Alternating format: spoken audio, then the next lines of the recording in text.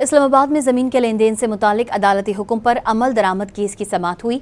अदालती फैसले पर अमल न होने पर इस्लामाबाद हाई कोर्ट के जस्टिस मोहसिन क़यानी ने स्टेट काउंसिल और जिला इंतजामिया पर शदीद बरहमी का इजहार किया है। मजीद जानते हैं डॉन न्यूज के नुमाइंदे ताहिर नसीर से। जी ताहिर, समाअत का मजीद अहवाल बताइएगा।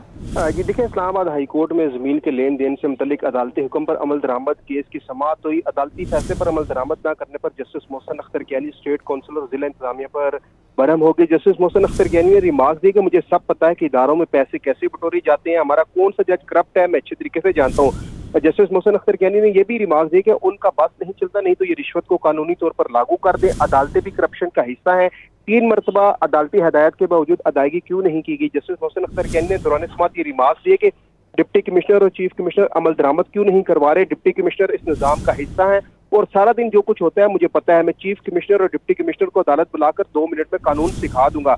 अदालत ने ये रिमार्क दिए कि अगर अगली समाअत पर मेरे हुक्म पर अमल दरामद नहीं होता तो डिप्टी कमिश्नर और चीफ कमिश्नर को अदालत में बुला लूंगा। अदालत ने अपने हुक्म पर अमल दरामद की हिदायत करते हुए केस की समाअत पीर तक के लिए मुलतवी कर दी।